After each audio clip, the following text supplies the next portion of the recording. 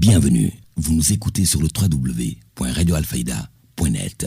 Alfayda, c'est la référence. 12h sur la bande d'Aouzou. Mesdames et messieurs, merci de la confiance renouvelée à la radio Alfayda pour vous informer. Vous avez fait le bon choix. Si vous nous rejoignez dans l'actualité de ce mercredi 19 août 2026, nous sommes ensemble pour une demi-heure d'information sur Alfayda FM. C'est l'heure du journal, voici le sommaire. Serigne Moussa Kane. Détresse sur les eaux à Nangan, les populations environnantes, les abattoirs lancent un véritable cri de cœur face aux conséquences désastreuses et désagréables des pluies. Les riverains n'en peuvent plus. Un reportage à suivre dans ce journal. Préparatif du Gamou international de Medina Baye, le COMAF met la pression, le compte à rebours est lancé, mais plusieurs engagements cruciaux de l'État peinent encore à se concrétiser sur le terrain. Je retourne sur ces points d'ombre à quelques jours du grand rassemblement religieux avec le président du comité d'organisation des manifestations et activités de la fête de Baye, Mamoun Niass.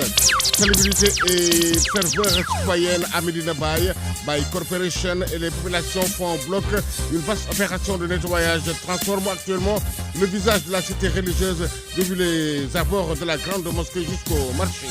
Politique, course à la mairie de Kaolack. Dans ce journal, nous reviendrons avec vous sur la déclaration de candidature du secrétaire général de la PRODEL, Moussa Fall. Sur l'international, 2 semaines après son arrivée en France, l'opposant russe Boris Nadjid, figure de l'opposition au président russe Vladimir Poutine et à la guerre en Ukraine menacée d'emprisonnement. Et puis sport, c'est officiel, Patrick Vieira est le nouveau sélectionneur de l'équipe nationale du Sénégal. Il a signé 4 ans avec son pays natal. La revue du quotidien, dernier de ce journal, mesdames et messieurs. Voilà pour le sommaire, le développement, c'est juste après ceci. Le journal Serigne Moussa Kane. Je vous dis bonjour de partie technique Code 12 Sec, direction marché central de Kaolack. Le président du collectif And Taxawu marché central s'insurge contre les problèmes d'assainissement, d'inondation et routes impraticables à l'intérieur de la commune. Lamine Ndao interpelle et demande au maire de comptes sur le budget destiné à lutter contre les inondations. Depuis le 30 septembre 2025, j'ai adressé à la mairie une lettre officielle. En tant que citoyen et contribuable au budget communal, cette lettre légitime et respectueuse n'a reçu aucune réponse. Ce silence traduit un manque de considération pour les préoccupations des Kaolackois et Kaolackoises. Aujourd'hui, je prends l'opinion publique à témoin. Kaolack traverse une crise de gouvernance locale qui se manifeste dans notre quotidien. Routes impraticables, eau stagnante et nauséabonde, insalubrité chronique. L'hivernage, pourtant clément cette année, a suffi de révéler l'impréparation de la municipalité. Kaolack est désormais affublé du triste slogan « Ville sale ». La fermeture des canaux à ciel ouvert, initiative citoyenne, portée par une association de Medina Baye, a été récupérée par la mairie dans un tintamarre médiatique, plutôt que de soutenir et accompagner cette action. L'équipe municipale a préféré faire un instrument de communication démontrant son incapacité à agir tout en empêchant les autres de contribuer. Je rappelle les sages paroles de Serigne Bass Abdou Khadre lors du récent Magal. Il a invité nos élites à cesser les querelles et à concentrer au service des populations.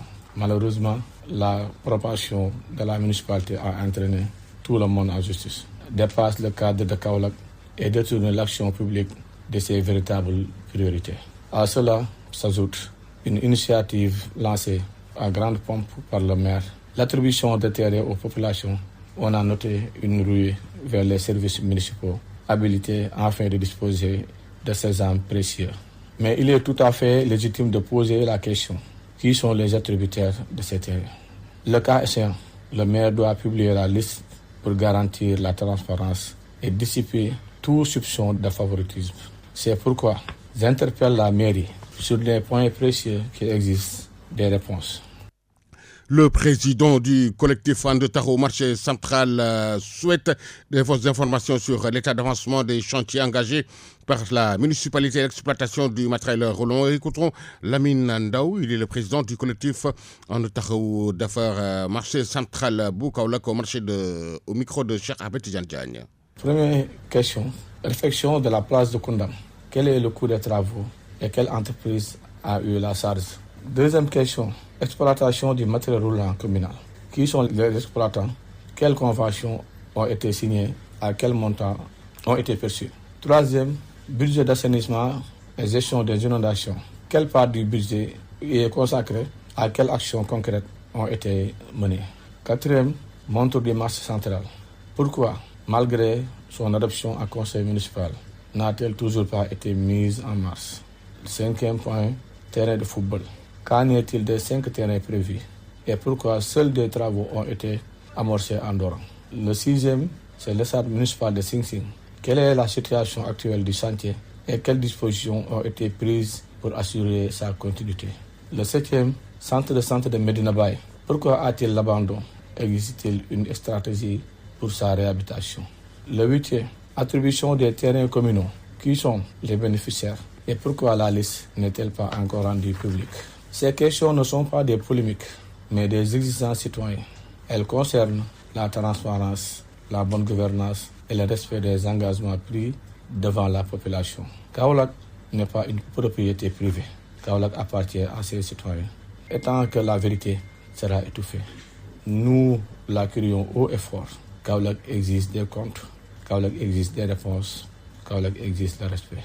À l'instant, le président du collectif Ande Taxawu marché central bu Kaolack, Lamine Ndao, local 2027, le président de l'Alliance pour la promotion du développement local, Moussa Fall, a officiellement annoncé sa candidature à la mairie de Kaolack pour les élections locales à venir. Il faisait face à la presse.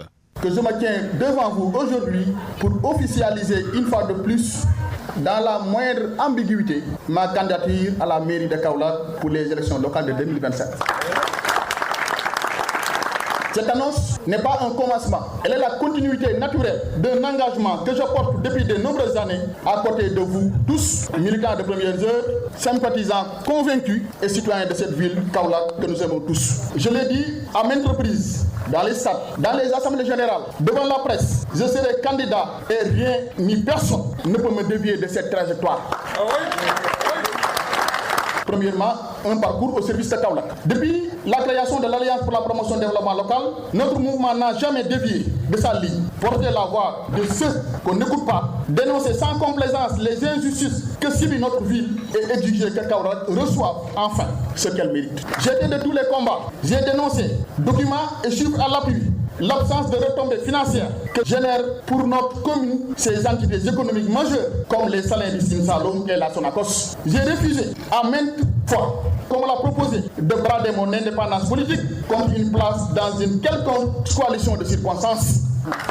Je le dis clairement, je ne soutiendrai personne.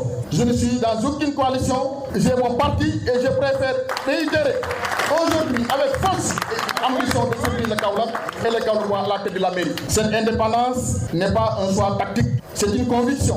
Elle seule permet de dire la vérité aux populations sans calcul, sans compromission, sans devoir de compte à rendre à une alliance contre nature. Nous avons célébré il y a peu le centenaire de notre ville. Mais permettez-moi de le redire avec la même franchise que j'ai toujours eue. Nous ne pouvons pas célébrer 100 ans de réalisation quand nous constatons chaque jour 100 ans de rendez-vous manqués. Le responsable politique, par ailleurs président de l'APRODEL, a profité de cette conférence de presse pour présenter sa vision pour Saloum, basée sur 7 axes prioritaires et articulée autour de la vérité et d'une gouvernance davantage tournée vers les populations. Moussa Fall, que je vous propose de réécouter. Une économie urbaine à l'arrêt, alors que notre position géographique devrait faire de Kaolack un pôle commercial de premier plan en Afrique de l'Ouest. Des infrastructures vieillissantes, qu'il s'agisse de la voirie, des marchés, des équipements publics, une jeunesse en quête d'avenir, faute d'opportunités d'emploi, de formation, d'infrastructures sportives, culturelles dignes de ce nom, une gouvernance locale trop souvent dénoncée, déconnectée des réalités et des attentes des citoyens, des ressources économiques mal valorisées, à l'image de la Sonacos et du Salin, du Sine Saloum, dont les retombées ne profitent pas suffisamment à notre commune, des communes voisines et frontalières comme Sibassor, Dieu, Khelkom, Biran, Kewon, Ndiafot, trop souvent oubliées, des dynamiques de développement, alors qu'elles font partie intégrante du bassin de vie kaolackois. Ce constat n'est pas un réquisitoire gratuit, c'est un diagnostic que nous devons collectivement assumer avec courage et sans faux fiant. Si nous voulons véritablement changer le destiné de notre ville et de son destin élargi. Notre vision maintenant pour Kaolack. Face à ces défis, l'APRODEL propose un projet de rupture fondé sur 7 priorités. Premièrement, une gouvernance de vérité et de proximité. Je m'engage à instaurer une gouvernance transparente où chaque franc dépensé par la mairie sera justifié devant les citoyens. Les conseils municipaux seront ouverts, le budget publié et les cartes de concertation permanentes seront créées dans les quartiers et les groupements des femmes et des jeunes et les organisations de la société civile. Deuxième axe, la justice économique et fiscale. Il est inadmissible que des structures économiques d'envergure opérant dans notre territoire, comme les Salés et la Sonacos, ne gèrent que des retombées dérisoires pour notre commune. Je m'engage à ouvrir des négociations fermes avec ces entités pour que leur présence bénéficie réellement au développement de Kaolack à travers la fiscalité locale, les priorités à l'emploi local et les investissements sociaux directs dans nos quartiers. Le président de l'Alliance pour la promotion du développement local, Moussa Fall, qui a officiellement annoncé sa candidature à la mairie de Kaolack. Direction la Cité du Rail, où l'ANDS a tenu un CRD à la gouvernance dans le cadre de la sensibilisation des acteurs locaux au recensement général des entreprises. Une rencontre qui a réuni différents acteurs concernés par la vie économique de la région.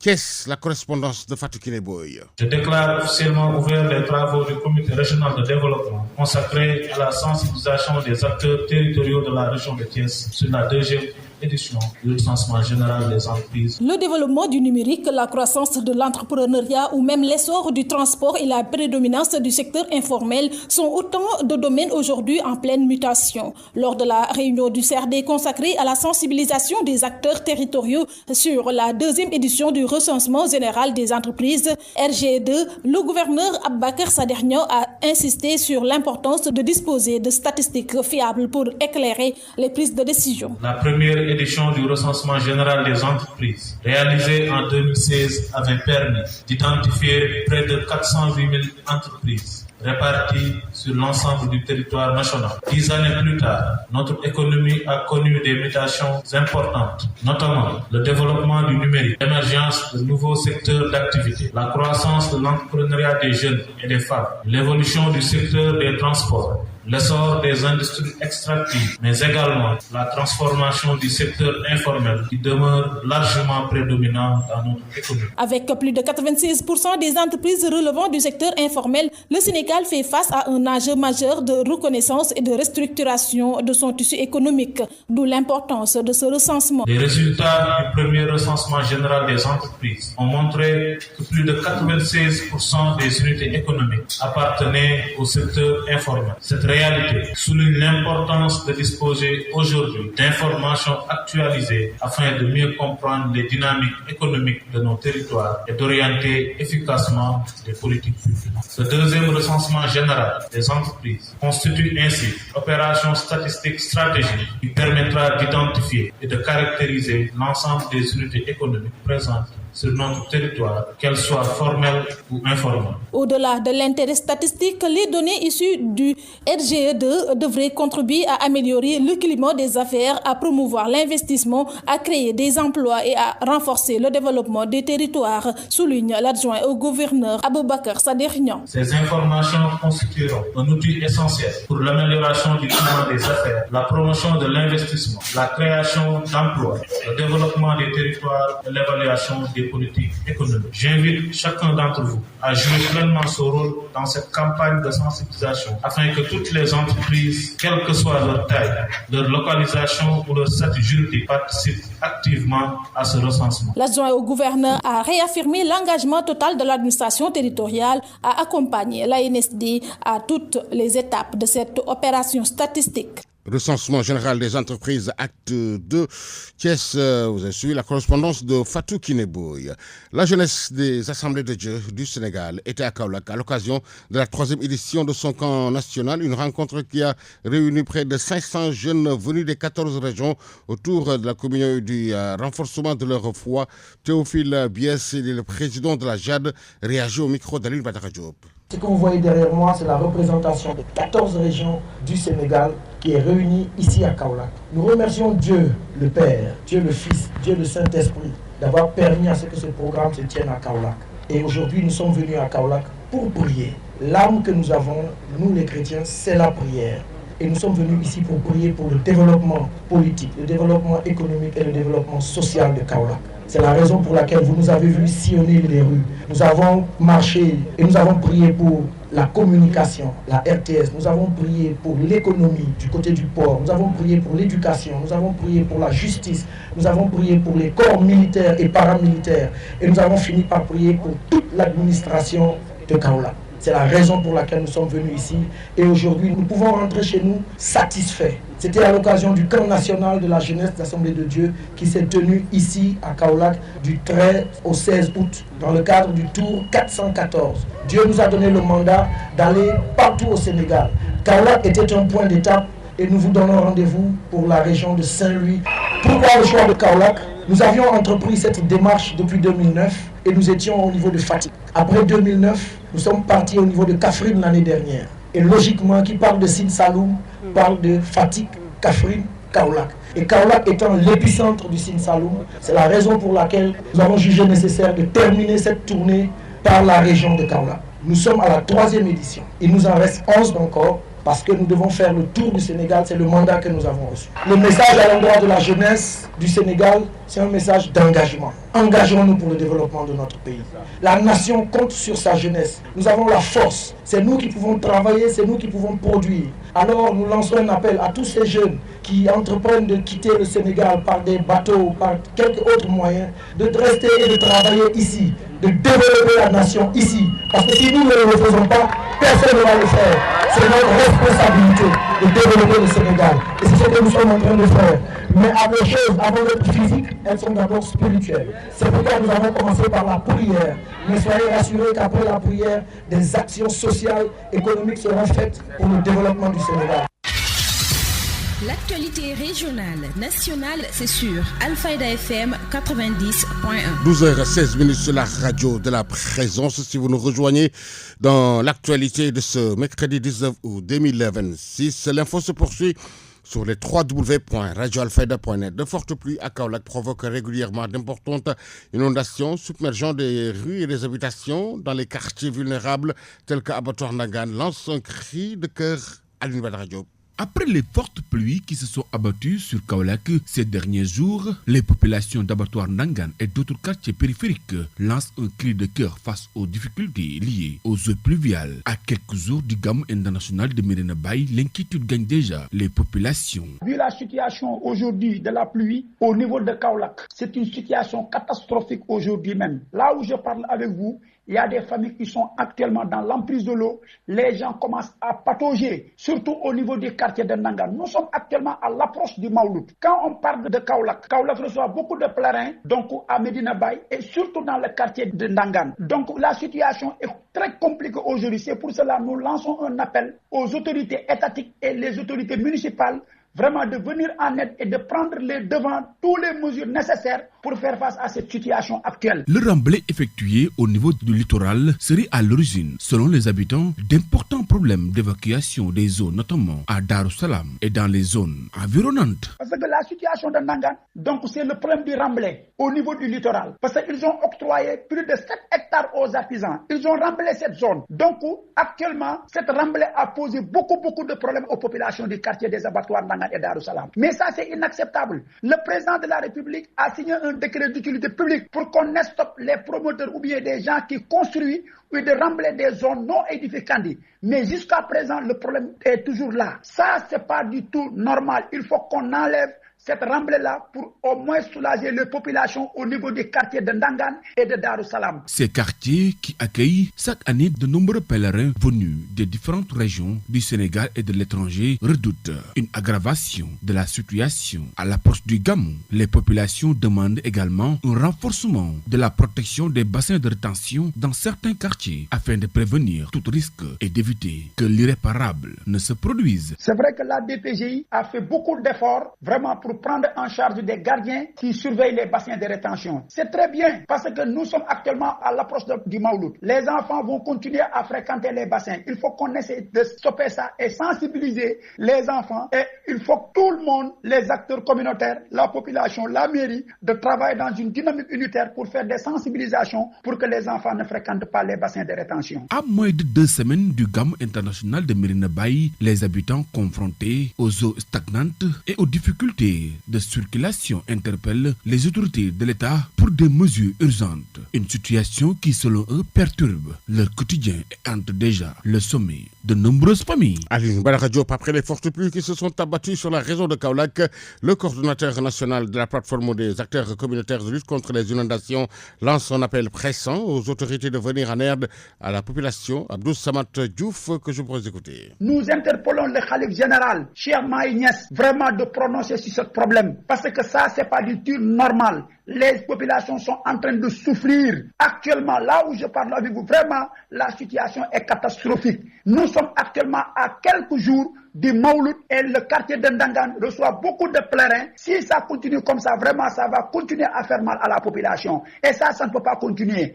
Actuellement, le problème des bassins de rétention, parce que là où je parle avec vous, pour dire vrai, il y a des familles qui souffrent terriblement aujourd'hui à cause de la pluie. Si ça continue comme ça, vraiment, ça va causer beaucoup de problèmes et beaucoup de familles à la population aujourd'hui. Nous lançons un appel aussi aux autorités étatiques, le ministre de l'Hydraulique et de l'Assainissement et les autorités municipales, le maire de la commune de Kaolack, donc de déployer de gros moyens parce que nous sommes actuellement à l'approche du Mawlud. Et connaissant la situation du Mawlud à Kaolack, il y a des millions de pèlerins qui viennent passer le Gamou au niveau de Kaolack. Donc nous demandons aux autorités de prendre les devants, de prendre toutes les mesures nécessaires pour vraiment aider les populations de Kaolack et les pèlerins qui viennent vraiment passer le Mawlud au niveau de Kaolack. Coordonnateur national de la plateforme des acteurs communautaires de lutte contre les inondations, Abdou Samad Diouf, que vous venez d'entendre. Gamou de Médina Baye, 8e édition de sa grande opération de nettoyage et d'assainissement.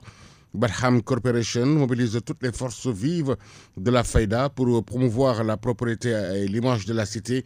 Mami Ndiaye, elle est la présidente de la commission finance que je propose d'écouter. Donc là, on est à Médina Baye pour une activité de Set Setal, comme on le dit, salubrité, le nettoyage de la mosquée de Médina Baye, des alentours, des quartiers, parce qu'il y a des pèlerins, disons, comme la cité de Médina Baye va accueillir. Comme Médina Baye est une cité internationale, donc on attend des autres de partout, donc la cité se doit d'être quand même propre. Donc Barham Corporation est présente pour assurer cette activité avec la population, en collaboration avec la population de Médina Baye. Donc l'association Barham Corporation a 2 activités phares pendant le Gamou, durant le Gamou et le Gamouat, le Mawlud et après Mawlud. Yessal, salubrité et Teranga Baye, la distribution de déjeuner, de dîner, de petit déjeuner durant le Gamou.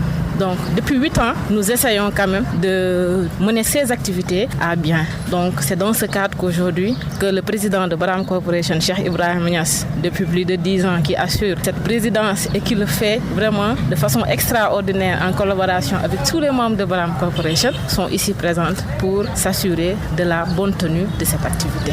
Aujourd'hui, on est passé aux alentours de la mosquée, allons aussi de la mosquée jusqu'à l'hôpital. Donc, on va continuer jusqu'au marché. Il y a Sonaget qui est présente sur ce site. Il y a aussi les rues qui mènent vers les maisons de Baba, de Imam Cheikh, etc.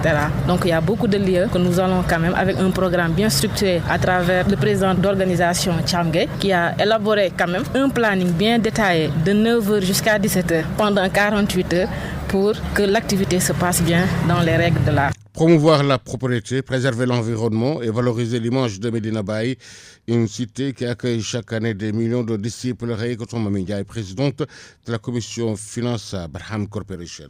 Donc les membres, ils viennent de partout. On a des membres qui viennent de Dakar. On a même des membres qui viennent de Saint-Louis. On a des membres qui viennent de Fatick. Et aussi la population de Médina Baye. Pour rappeler juste que nous, aujourd'hui, on est une association qui est sous la tutelle de Ansaruddin National. Donc tout ce que nous faisons, c'est dans le cadre aussi des activités de Ansaruddin. On est là que pour aider Ansaruddin à faire certaines tâches, vraiment, dans plusieurs domaines. Dans le domaine de la restauration et dans le domaine aussi de la salubrité. Pour le suivi, qu'est-ce qu'on pourrait dire? Donc pour le suivi, on a des équipes qui sont en place durant le Gamou et le Gamouat, le ramassage des ordures, parce que Medina Baye va accueillir du monde. Donc il y a le ramassage des ordures, il y a les soldiers, Barham soldiers qui seront sur place. Ils vont mettre en place des poubelles pour dans les rues, ramasser les ordures, appeler Sonagette en cas de problème, appeler Sonagette pour dire que dans tel lieu il y a des problèmes, venez récupérer les ordures. Donc voilà, c'est comme ça qu'on est organisé. Donc c'est durant le Gamou et le Gamouat. Et on travaille aussi avec la jeunesse de Medina Baye, avec d'autres associations, eux aussi, qui ont le même objectif que nous, qui sont là pendant le Gamou et après,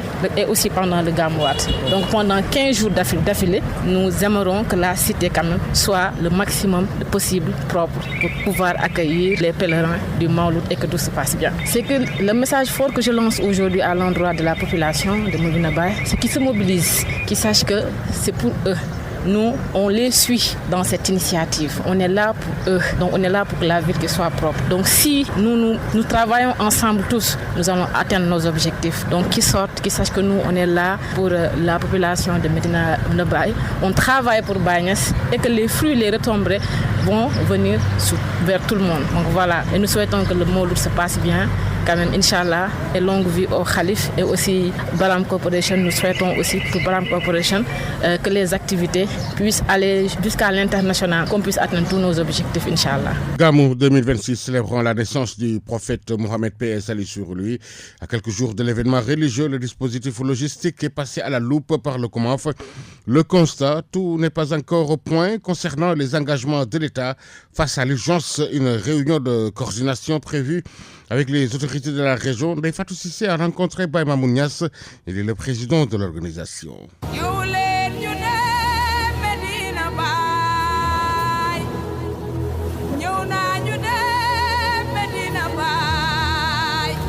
Medina Baye, point de convergence, de nombreux fidèles s'apprêtent à recevoir un flux important de pèlerins venus célébrer la naissance du prophète Mohammed.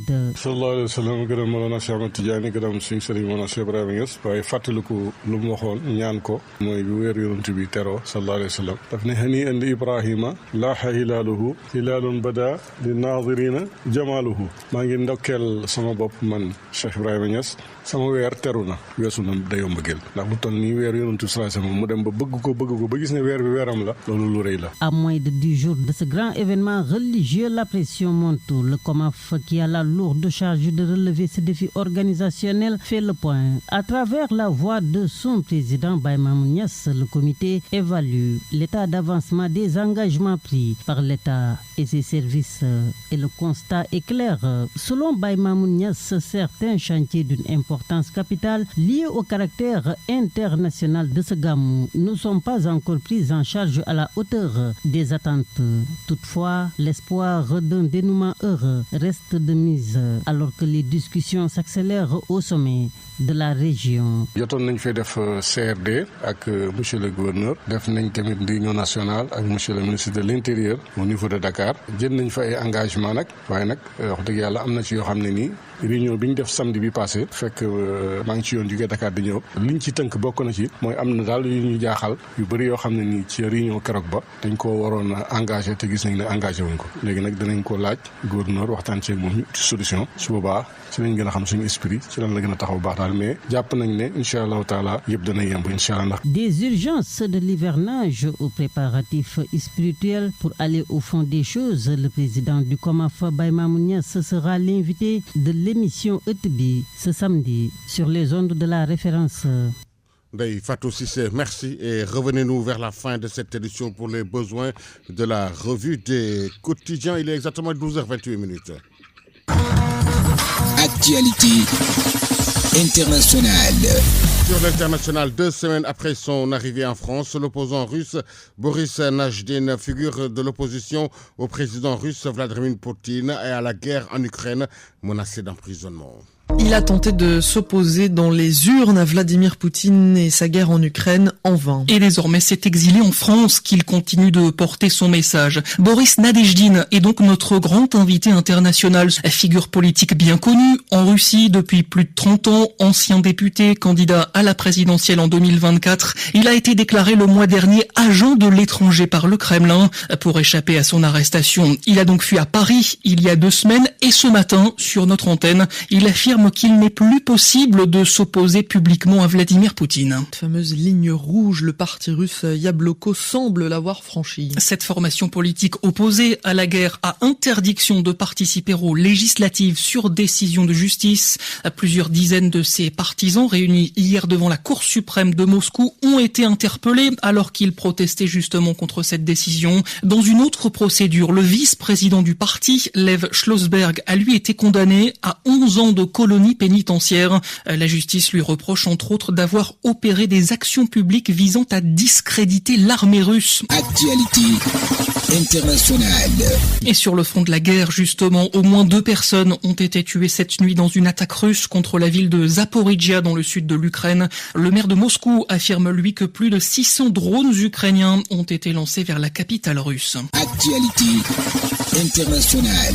4 heures de discussion pour dissiper les malentendus. C'est ainsi que Jared Kushner a résumé sa rencontre hier avec Benyamin Netanyahou en Israël. L'émissaire de Donald Trump s'attend à ce que le désarmement du Hamas débute d'ici 30 jours. Les 2 hommes sont d'accord pour qu'un général américain soit en charge du désarmement du mouvement islamiste palestinien. Mais le premier ministre israélien a été catégorique. L'armée israélienne ne se retirera de Gaza qu'une fois que le Hamas et les autres groupes armés auront été complètement désarmés. Actualité internationale. 2 diplomates français ont par ailleurs été déclarés persona non grata. Il y a tout juste un mois, ces 2 employés de l'ambassade de France avaient rencontré 2 graphistes iraniens. Ils avaient ensuite été détenus pendant plusieurs heures, interrogés pour ce que Téhéran qualifie d'ingérence. Ils ne sont donc pas autorisés à revenir à Téhéran. Actualité internationale. Et sport.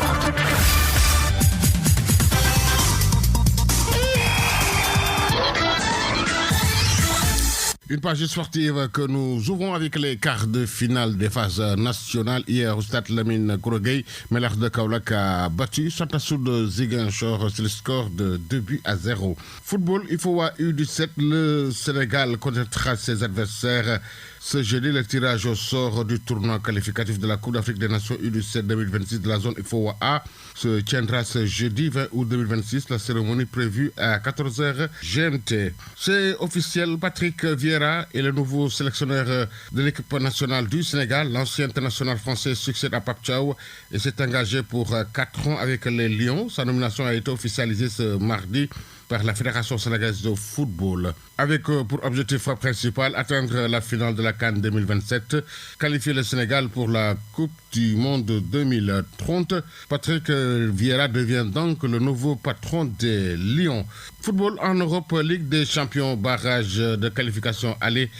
Sofia et Ajax Athènes ont fait match nul blanc 0 but partout hier. Dynamo Zagreb Viking 2 buts partout. Fenerbahçe Lyon 1 but partout. La suite ce soir, Celtic Glasgow reçoit Linz Ask. Apoel joue Saba. Slovan joue NK Kseljic. Nek Nimeg joue Bodo Glimt.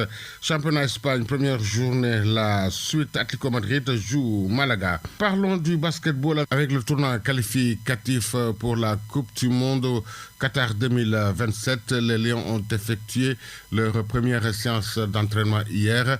Écoutons à ce propos le coach de Sagana Diop. Bon état d'esprit parce que les jeunes ont commencé à s'entraîner depuis la semaine passée, depuis lundi. Moi, j'étais pas là, mais Lamine conduisait les entraînements. Et il y avait presque 10 à 12 jours qui étaient là déjà. Et aujourd'hui, on a eu 14 jours qui sont là. Pape Moustapha ne s'est pas entraîné parce qu'il est arrivé trop tard hier. Il s'entraîne avec son équipe en France, il laissé se reposer. Mais on s'est bien entraîné aujourd'hui. Les jeunes sont concentrés, ils savent ce qui nous attend et on a eu un bon entraînement aujourd'hui. Oui, tout le monde est conscient. J'ai parlé avec eux hier, c'est une compétition. Et en regardant l'entraînement aujourd'hui, ça ne va pas être facile. Ça va être facile. Il y a des jeunes pour Noiro, que c'est la première fois que je vois jouer. Il m'a vraiment impressionné aujourd'hui. Mais comme je l'ai dit hier soir au jour, on avait notre réunion. On a 17 jours, je vais amener les 12. Ce n'est pas les gars qui sont là depuis longtemps pensent que leur place est acquise. Ce n'est pas comme ça. On va continuer à s'entraîner. On a du temps jusqu'à, je pense, la semaine prochaine pour faire nos 12. On va continuer à s'entraîner. Et nous, en tant que coach, moi en tant que coach principal et mes assistants, on va décider quels sont les meilleurs 12 pour présenter le le Sénégal. 3 nouveaux joueurs aujourd'hui qui ont bien joué. Samba Dali aussi, c'est la deuxième fois qu'il est là. Et ce sera une compétition, on va prendre les 12 meilleurs, mais ce ne sera pas facile. Je sais que ce ne sera pas facile, mais comme on dit aux États-Unis, that's a good problem to have. Un bon problème pour avoir les 17. Si même j'avais 30 jours qui sont comme ça sera mieux, on va prendre les 12. Mais en tant que coach principal et mes assistants, on va regarder, après on va décider qui seront les 12 meilleurs. La revue de presse. L'Obs place le soleil sur quotidien, Walf le matin. 12h34, la presse du jour, lui, est parcourue en 3 minutes 18 par Delphato Cissé. Crédits spéciaux à la une de plusieurs quotidiens sénégalais parus ce matin. Une question qui divise. Bras de fer entre l'exécutif et le législatif. La guerre des sessions. Le titre est à la une du journal Le Quotidien. L'exécutif face à l'équation parlementaire, écrit l'Observateur. Le pouvoir au pied du mur. Le titre barre la une du quotidien du groupe Futur Média. Fonds spéciaux, patrimoine, action sociale à la une de Point Actu. Aminata Touré qui déballe et charge Sonko. Voilé de bois vert contre Sonko. Notre Walf Quotidien. Plus de démentis sur Sonko. Mimi l'ex d'âge de la primature et le PDS lui tombe dessus. Écrit Vox Populi qui souligne, je cite, la position de Mimi Touré qui sort ses griffes et vilipende le leader de Pastef. Affaire des 3 milliards, l'ex d'âge de la primature dément Sonko renchérit la tribune. Bras de fer entre l'Assemblée nationale et le gouvernement autour du régime des crédits spéciaux avec en perspective l'arbitraire du Conseil constitutionnel. Le choc prend une nouvelle dimension, lit-on à la une du Le Dakarois. À la une du quotidien Yor-Yor, pourquoi le pouvoir de Diomaye s'agrippe à ses caisses? Noire remise entre guillemets. Diomaye le traîne devant les 7 sages. Sonko suspend le vote. Le titre est à la une du quotidien L'Info. Se fondant sur l'article 83 de la Constitution, le gouvernement fait barrage à la proposition de loi des députés de Pastef, souligne le journal qui poursuit en indiquant que l'exécutif invoque les articles 67 et 76 qui déterminent le champ d'intervention du législateur et pose le principe selon lequel les matières qui ne relèvent pas du domaine législatif ont un caractère réglementaire. Sénégal 2024-2029, le mandat de l'inaction, l'exclamation barre la une du quotidien Le Parlement. Entre l'inaction pure et l'action pleinement assumée que revendique le pouvoir, écrit le journal, la réalité à mi-parcours se loge dans un entre-deux inconfortable, celui d'un chantier ouvert, ralenti par des circonstances en partie héritées, en partie provoquées et dont le jugement définitif appartiendra, je cite, comme toujours aux urnes de 2029. Travail et sécurité sociale, les côtes passent. Le titre est à la une du quotidien national Le Soleil qui revient sur un processus qui a signé son épilogue hier avec l'adoption en plénière par une large majorité des députés. Association de malfaiteurs, actes contre nature, transmission volontaire du VIH, 2 nouveaux réseaux neutralisés, informe ce matin Libération. Le journal entre Rufisque et Ziguinchor livre à ses lecteurs les détails concernant plusieurs arrestations. Ebola en RDC, l'épidémie est loin d'être maîtrisée. À la une du Le Verdict, l'alerte de l'OMS. Sport au football, nommé sélectionneur du Sénégal, Patrick Vieira revient parmi les siens. Le titre barre la une du quotidien Record. C'est la fin de cette édition. Merci à Codosec Academy qui a assuré la partie technique. La rédaction en chef a été assurée par Delphato Cissé. Et devant ce micro, Serigne Moussa Kane. Vous avez rendez-vous avec l'information à 13h. Je vous rappelle les principales informations. Détresse sous les eaux à Nangan. Les populations environnantes, les abattoirs lancent un véritable cri de cœur face aux conséquences désastreuses et désagréables des pluies. Les riverains n'en peuvent plus. Un reportage que vous avez suivi dans ce journal. Préparatif du Gamou international de Medina Baye. Le COMAF met la pression. Le compte à rebours est lancé, mais plusieurs engagements cruciaux de l'État peinent encore à se concrétiser sur le terrain. Retour sur ces points d'ombre à quelques jours du grand rassemblement religieux avec le président du comité d'organisation des manifestations et activités de la Fayda Baye, Mamoun Niass. Solidarité et ferveur citoyenne à Medina Baye. by Corporation et les populations font bloc. Une vaste opération de nettoyage transforme actuellement le visage de la cité religieuse depuis les abords de la grande mosquée jusqu'au marché.